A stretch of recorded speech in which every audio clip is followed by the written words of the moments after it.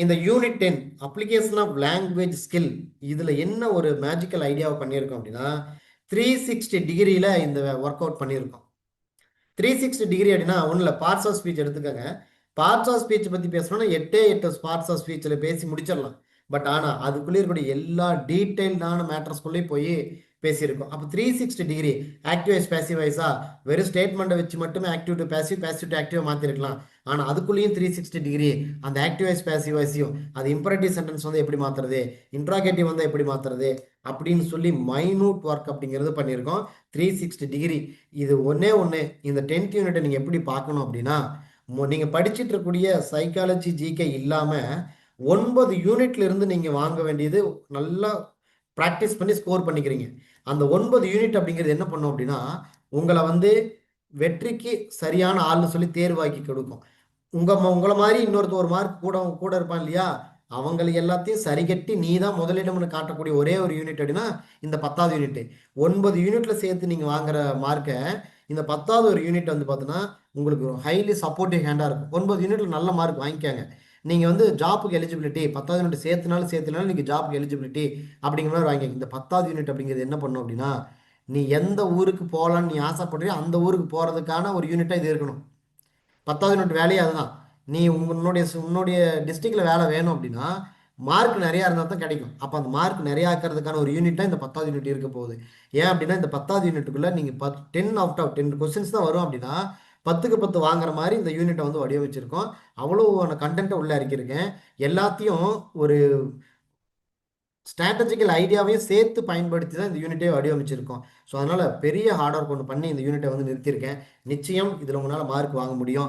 நான் இதனுடைய ஃபீச்சர்ஸ் எல்லாத்தையும் சொல்கிறேன். அந்த ஃபீச்சர்ஸ் பார்த்தாலே உங்களுக்கு ஒரு கான்ஃபிடென்ட் வந்துடும். 9 யூனிட் படிச்சுட்டு 10வது கண்டிப்பாக இதை படிச்சிடலாம், இதை படித்தா நம்ம ஜெயிச்சிடலாம் அப்படிங்கிற ஒரு கான்ஃபிடென்ட் உங்களுக்குள்ளேயே வந்துடும். ஸோ இதனுடைய ஐடியாஸ் என்ன அப்படிங்கிறது எல்லாத்தையும் இந்த யூனிட்டுக்குள்ளே இருந்து நான் உங்களுக்கு வந்து 1 by 1 எடுத்து பேசுகிறேன்.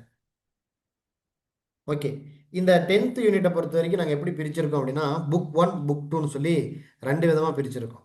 புக் 1 அப்படிங்கிறது எப்படி இருக்குது அப்படின்னா இது கம்ப்ளீட்லி ஒரு எம்எஸ் வேர்டில் டைப் பண்ணி பிடிஎஃபாக மாற்றினதாக இருக்கும். இந்த புக் 2 அப்படிங்கிறது பிபிடி பேஸில் power point presentation slide use பண்ணி டீச் பண்ணுறதுக்கான எடுத்தது. அதை பேஸ் பண்ணி உங்களுக்கு மெட்டீரியலாக க்ரியேட் பண்ணியிருக்கோம். அப்போ புக் 1 புக் 2ன்னு சொல்லி 2 கொடுத்துருக்கோம். இதில் புக் 1ல் மட்டும் உங்களுக்கு கிட்டத்தட்ட 353 பேஜஸ் இருக்குது. ஒவ்வொன்றையும் பார்த்து பார்த்து எடுத்துருக்குறோம். இதில் கிட்டத்தட்ட 8 டாபிக் தான் இருக்குது. இந்த 8 டாப்பிக்கே 353 பேஜஸ் கொடுத்துருக்கோம். இந்த யூனிட்டை மட்டும் இந்த இதை மட்டும் நீங்கள் படிச்சீங்கன்னா நீங்கள் போய் ஒர்க் செய்கிற இடத்துல இந்த கிராமரில் நீங்கள் தான் கிங்கு அப்படிங்கிற அளவுக்கு இந்த யூனிட்டை வந்து வடிவமைச்சிருக்கோம். பாஸ் பண்ணுறதுக்காக மட்டுமல்ல, பணி செய்கிற இடத்துலையும் நீ பெரிய ஆள்னு காட்டுறதுக்காகவே இந்த யூனிட் அவ்வளோ தூரம் வந்து ரிஸ்க் எடுத்து பண்ணியிருக்கோம். கண்டிப்பாக இந்த யூனிட்டை நீங்கள் படிச்சிட்டிங்கன்னா வெற்றி உங்கள் கையில் அப்படிங்கிற மாதிரி இருக்கும். பிரேசஸ் மட்டும் கிட்டத்தட்ட பதினஞ்சுக்கல 15 பக்கத்துக்கு மேலே கொடுத்துருக்கோம். சினோனிம்ஸ் ஆண்டோனிம்ஸ் ஒரு 40 பக்கம் வந்திருக்கும். இன்னும் பாருங்கள், இங்கே இங்கே ஃபிகர்ஸ் ஆஃப் ஸ்பீச் எல்லாம் எடுத்துட்டிங்கன்னா ஒரு 200க்கு மேலே ஃபிகர்ஸ் ஆஃப் ஸ்பீச் எடுத்து பேசியிருக்கேன். அவ்வளோ ஃபிகர்ஸ் ஆஃப் ஸ்பீச் உள்ள கொண்டு நிறுத்தியிருக்கோம். அப்படின்னா எப்படி பார்த்தாலும் நீங்கள் எத்தனை முறை பார்த்தாலும் அது என்ன பண்ணும் அப்படின்னா திரும்ப திரும்ப பார்க்க வச்சு ஒரு மேஜராக ஒரு 20 ஃபிகர்ஸ் ஆஃப் ஸ்பீச் தெரிஞ்சாலே போதும். ஆனால் 200 எக்ஸாம்பிள்ஸ் கொடுத்துருக்கேன். அந்த 200 எக்ஸாம்பிள்ஸ்ல இருந்து அந்த 20 திரும்ப திரும்ப வந்துடும். அப்போ நீங்கள் எப்படி பார்த்தாலும் ஃபிகர்ஸ் ஆஃப் ஸ்பீச்சில் நீங்கள் கம்ப்ளீட்லி ஸ்ட்ராங் ஆயிடுவீங்க. கேள்விக்கு மார்க் வாங்கிட முடியும். பார்ட்ஸ் ஆஃப் ஸ்பீச் பாருங்கள், 62வது பேஜ்லேருந்து 200வது பேஜ் வரைக்கும் கிட்டத்தட்ட ஒரு 150க்கு பக்கமான பேஜஸ் வந்து கொடுத்துருக்கேன். ஸோ அப்போ எவ்வளோ தூரம் விஷயத்தை வந்து உங்களுக்கு வந்து நெருக்கி கொடுத்துருப்போம் அப்படிங்கிறத நீங்கள் பார்க்க முடியும். ஆர்டிகல்ஸ் மட்டும் தரல, ஆர்டிகல்ஸ் அண்ட் டிட்டர்மினர்னா என்ன அப்படிங்கிறத பற்றி பேசியிருக்கேன். அதே மாதிரி இந்த ஐடென்டிஃபைங் அண்ட் கரெக்டிங் எரர்ஸை ஸ்ப்ரிங் லைன் கொடுத்துருக்கிற மெட்டீரியல் மாதிரி வேறு எங்கேயும் நீங்கள் பார்க்க முடியாது.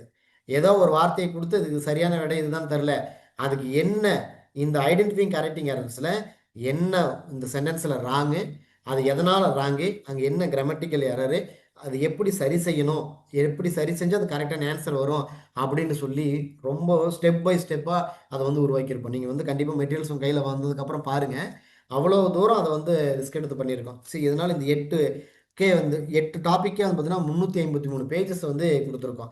அதே மாதிரி வந்து பார்த்தீங்கன்னா புக் 2ல கம்ப்ளீட்டாக ஸ்லைட்ஸாக இருக்கும். இதில் கிட்டத்தட்ட வந்து பார்த்தீங்கன்னு வச்சுங்களேன் ஒரு 6 டாபிக் கவர் ஆகும். அந்த 6 டாபிக் நான் வந்து எப்படி பிரிச்சிருக்கோம் அப்படின்னா ஹோமோஃபோன்ஸ் எல்லாம் வந்து பார்த்தீங்கன்னா செகண்ட் டைம் வந்து பார்த்தீங்கன்னா ரிப்பீட் ஆகிருக்கும். ஏன்னா அதுலேயும் இருக்கும் இதுலேயும் இருக்கும். இந்த ஹோமோஃபோன்ஸ் பொறுத்த வரைக்கும் 2 புக்லேயும் இருக்கும். அதில் இருக்கிற கண்டென்ட் இதில் கொஞ்சம் எக்ஸ்ட்ரா இருக்குது. இது என்னென்னா பிடிஎஃப் மெத்தடில் இல்லாமல் பவர் பாயிண்ட் ப்ரெசன்டேஷன் இருக்கிறதுனால இங்கேயும் கொடுத்துருக்கோம். ஸோ கிட்டத்தட்ட பார்த்தோன்னு வச்சுக்கோங்களேன், இங்கே ஒரு 6 டாபிக் அப்படிங்கிறது இருக்கும். ஸோ இதுக்கு வந்து பார்த்தீங்கன்னா கிட்டத்தட்ட 336 ஸ்லைடு அப்படிங்கிறது இருக்குது. ஸோ இவ்வளோ தூரம் நீங்கள் வந்து 336 ஸ்லைடு 353 பேஜஸ்ஸு இவ்வளோ தூரம் நீங்கள் படிக்கிறீங்கன்னா அப்போ 10th யூனிட்ல எப்படி கேள்வி கேட்டாலும் நீங்கள் மார்க் வாங்கிடுவீங்க. ஒரு 700 பேஜில் உங்களுக்கு 10 மார்க்கு. கண்டிப்பாக இது பேஜ் படித்ததுக்கான மார்க்கு தானே தவிர உங்களுடைய உழைப்புக்கான மார்க்கு தானே தவிர வேற ஒன்றும் இல்லை அப்படிங்கிற மாதிரி நீங்கள் எடுத்துக்கலாம். இந்த பிரேசஸ் கிட்டத்தட்ட இந்த பிரேசஸ் எப்படி உருவாக்கிறோம்னா 150க்கு மேற்பட்ட பிரேசஸ் கொடுத்துருக்கோம். இதை வந்து பார்த்தோன்னு வச்சுங்களேன், ஒரு பிரேஸ் கொடுத்துட்டு அதுக்கான மீனிங் என்ன, அது ஒரு எக்ஸாம்பிளில் பயன்படுத்தினா எப்படி இருக்கும் அப்படிங்கிறது கொடுத்துருக்கோம். அதே மாதிரி ஸ்னேனியம்ஸ் ஆண்டனியம்ஸ் பொறுத்த வரைக்கும் ஒரு வார்த்தை, அதுக்கான ஸ்னேனியம் என்ன, அந்த வார்த்தைக்கு ஆண்டனியம் இருந்தால் எப்படி இருக்கும் அப்படின்னு சொல்லி கிட்டத்தட்ட ஒரு 600க்கு மேற்பட்ட ஸ்னேனியம்ஸ் அண்ட் ஆண்டனியம்ஸ் கொடுத்துருக்கோம். எல்லாமே வந்து பார்த்தோன்னா ஒரு ஸ்ட்ராட்டஜிக்கல் ஐடியா பேஸ் பண்ணி தான் எடுத்து வச்சிருக்கேன். சும்மா கண்ணா பின்னான்னு சினோனிம்ஸ் ஆண்டனிம்ஸ் எடுத்தோம்னு வச்சுங்களேன், லட்சக்கணக்கான சினோனிம்ஸ் ஆண்டனிம்ஸ் எடுக்க முடியும். அதில் ஷார்ட் லிஸ்ட் பண்ணி கண்டிப்பாக வந்து பார்த்தோன்னா மேபி கேள்வி வரதுக்கு வாய்ப்பு இருக்கும். அப்படிங்கிற மாதிரி ஒரு கேள்வி தான் வரப்போகுது சினோனிம்ஸ் ஆண்டனிம்ஸில் சேர்த்து. அந்த ஒரு கேள்விக்கு கிட்டத்தட்ட ஒரு 600 சினோனிம்ஸ் அண்ட் ஆண்டனிம்ஸ் வந்து கொடுத்துருக்கோம். ஸோ அதில் நீங்கள் வந்து பார்த்தீங்கன்னா மார்க் ஸ்கோர் பண்ணுறதுக்கு வாய்ப்புகள் அதிகம். பார்ட்ஸ் ஆஃப் ஸ்பீச்சை பொறுத்த வரைக்கும் கிட்டத்தட்ட 150க்கு மேலே பேஜஸ் கொடுத்துருக்கோம். ஸோ அந்த அளவுக்கு அந்த விஷயத்தில் உள்ளடக்கியிருக்கோம்.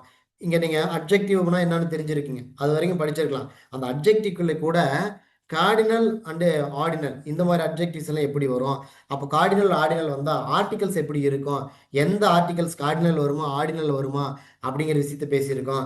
அதே மாதிரி வந்து பார்த்தீங்கன்னு வச்சுக்கலாம், அப்ஜெக்டிவ் இது மட்டும் இல்லாமல் இங்கே டிஸ்ட்ரிபியூட்டிவ் அப்ஜெக்டிவ் அப்படிங்கிறத எடுத்து பேசியிருப்போம். இது டீட்டெயிலானது தான்.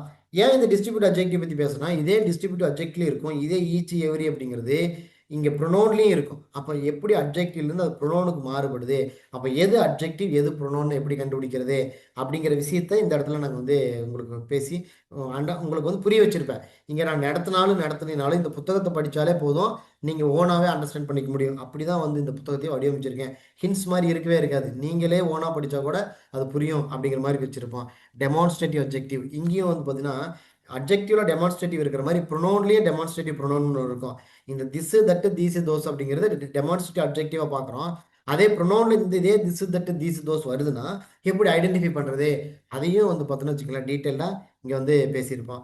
அதே மாதிரி ஒரு வெர்ப் அப்படிங்கிறது எப்படி அப்ஜெக்டிவாக மாறும், இப்போ ஃபார்ம் ஒரு வெர்பனுடைய மாறுற மாதிரி நவுன் எப்படி அப்ஜெக்டிவாக மாறுது, ஒரு அப்ஜெக்டிவ் எப்படி ஃப்ரேம் ஆகுது அப்படிங்கிற விஷயங்கள் இன்னும் நிறையா பேச வேண்டியது நிறையா இருக்குது. அதெல்லாம் நான் கொஞ்சம் தான் பேசியிருக்கேன் இந்த இடத்துல என்னென்ன ஃபீச்சர்ஸ் சொல்லி. அவ்வளோ ஃபீச்சர்ஸ் இதுக்குள்ளே வந்து அடக்கி தான் வச்சுருக்கோம். சரி, ஒரு அப்ஜெக்டிவ் அப்படின்னா எப்பொழுதும் நவுனுக்கு முன்னால் வரும் அப்படிங்கிறத நம்ம வந்து அப்ஜெக்டிவ் பார்த்துருப்போம். பட் ஆனால் நவுனுக்கு பின்னாலேயும் அப்ஜெக்டிவ் வரும் அப்படின்னு சில விஷயங்கள் இருக்குது.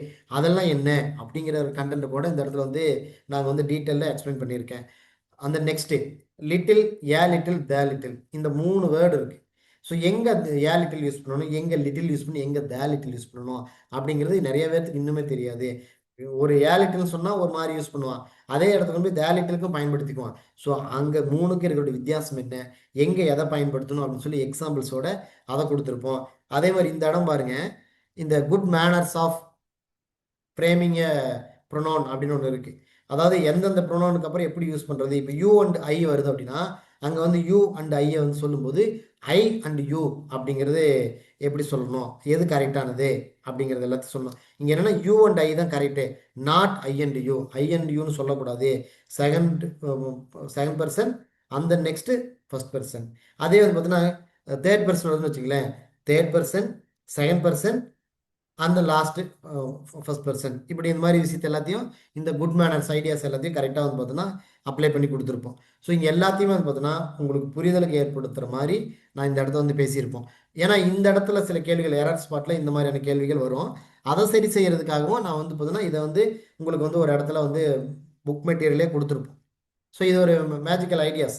இந்த மேஜிக்கல் ஐடியாஸ் கண்டிப்பாக it gives a magical sketch மாதிரி, இது ஒரு மேஜிக்கல் டூர் மாதிரி உங்கள் லைஃப்லையும் இந்த எக்ஸாம்லையும் ப்ளே பண்ண போகுது அப்படிங்கிற வகையில் தான் இந்த 10th யூனிட்டை வந்து வடிவமைச்சிருக்கோம். அதே மாதிரி ப்ரொனோனில் பொறுத்த வரைக்கும் எப்படி வந்து அப்ஜெக்டிவில் டெமான்ஸ்ட்ரேட்டிவ் டிஸ்ட்ரிபியூட்டிவ்ல இருந்துச்சோ அதே மாதிரி ப்ரொனோன்லேயும் இருக்குது. அந்த ப்ரொனோன் எப்படி ஐடென்டிஃபை பண்ணுறது, அதெல்லாம் என்ன அப்படிங்கிறதுக்கான விஷயங்கள் கொடுத்துருப்போம். அதே மாதிரி இன்ஃபினிட்டிவ் பற்றி பேசும்போது பார்ட்ஸ் ஆஃப் ஸ்பீச்சில் நான் வந்து இன்ஃபினிட்டிவ் எடுத்து பேசுங்கிறதே இல்லை. வெர்பை பேசும்போது கூடவே transitive verb, intransitive verb, infinitive வரைக்கும் போயிருப்போம். அப்போ இன்ஃபினிட்டிவ்ல 2 + வெர்பு வந்து இன்ஃபினிட்னு தெரியும். ஆனால் எந்த வெர்புக்கெல்லாம் யூஸ் பண்ணும்போது இன்ஃபினிட்டிவ் வராமல் யூஸ் பண்ணணும் அப்படிங்கிறதுக்கான சில வெர்ப்ஸ் எல்லாம் இருக்குது. இந்த வெர்புக்கு அப்புறம் பின்னால் வந்துச்சு இன்னொரு வெர்ப் யூஸ் பண்ணுறோன்னா அங்கே நீங்கள் ஒரு இன்ஃபினிட்டிவ் யூஸ் பண்ண வேண்டியது இல்லை அப்படிங்கிறதுக்காக அதையும் வந்து பார்த்தோன்னா வித்தவுட் இன்ஃபினிட்டிவ் அப்படிங்கிற டூ அப்படின்னுலாம் இருக்கிறதுல என்ன அப்படிங்கிறத தனியாக ஷார்ட் லிஸ்ட் பண்ணி வைக்கிறோம். அதே மாதிரி டென்ஸு இந்த ப்ரெசன்ட் டென்ஸ் அதுக்கு ப்ரெசன்ட் பெர்ஃபெக்ட் டென்ஸ்களுடைய வேறுபாடு புரிஞ்சுக்கிறதுக்காக அந்த டயக்ராம் யூஸ் பண்ணி அந்த மெத்தட் யூஸ் பண்ணி உங்களுக்கு வந்து மெட்டீரியல்ஸ் கொடுத்துருப்போம். அதே மாதிரி ஆக்டிவ் வைஸ் பேசிவ் வைஸ்க்குள்ளே போகும்போது ஒரு ஆக்டிவ் வைஸ் டு பேசிவ் வைஸில் வந்து பார்த்தோன்னா உங்களுக்கு வந்து பார்த்தோன்னா ஒரு எஸ்விஓ பேட்டர்னை வந்து active to passive, passive to ஆக்டிவாக மாற்றுறது தெரிஞ்சிருக்கும். அதுவே sentence pattern SV IO DO pattern வந்துச்சுன்னா அதை எப்படி ஆக்டிவ் டு பேசிவாக மாற்றுறது, அதுக்கு எத்தனை வகைகள் இருக்குது, என்னென்ன மெத்தட் இருக்குது அப்படிங்கிற விஷயத்தையும் டீட்டெயிலாக வந்து பேசியிருப்போம். அதே மாதிரி இன்ட்ராகேட்டிவ் சென்டென்ஸ் வந்துச்சு அப்படின்னா இந்த மாதிரி இன்ட்ராகேட்டிவ் சென்டென்ஸை வந்து எப்படி வந்து பார்த்தீங்கன்னா ஆக்டிவ் வந்து பேசிவாக மாற்றுறது, இதுக்கான ரூல் என்ன அப்படிங்கிறதும் அதுக்கான எக்ஸாம்பிள்ஸ் சொல்லி இது எல்லாத்தையும் கொடுத்துருப்போம். அதே மாதிரி வந்து பார்த்தோன்னு வச்சுக்கோங்களேன், இந்த பிரிட்டிஷ் இங்கிலீஷ் அமெரிக்கன் இங்கிலீஷை கலர்ஃபுல்லான ஒரு பிக்சரை நம்ம மேக் பண்ணியிருக்கோம்.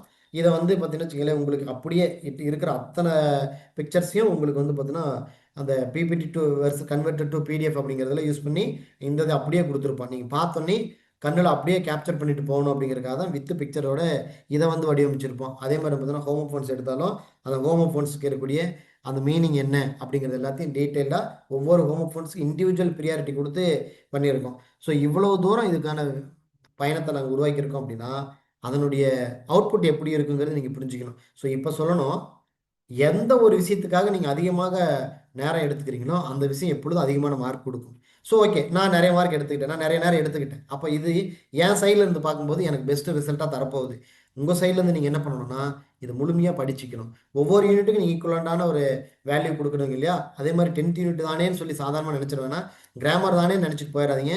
மேத்தமெட்டிக்கல் யூனிட் மாதிரி நல்லா ப்ராக்டிஸ் பண்ணுனா மேக்ஸ் மாதிரி அப்படியே எக்ஸாக்ட் ஆன்சரை வந்து சூஸ் பண்ணுற மாதிரி தான் இந்த யூனிட்டே இருக்கும். கண்டிப்பாக அதில் 10 மார்க் கண்டிப்பாக உங்களுக்கு வந்துடும். அதில் கண்டிப்பாக நீங்கள் 10 மார்க் வாங்கிடவும் முடியும். ஸ்ப்ரிங் லைனுடைய மெட்டீரியலை நீங்கள் வந்து பயன்படுத்தி படிக்கிறீங்க அப்படின்னா அது நிச்சயம் உண்டு.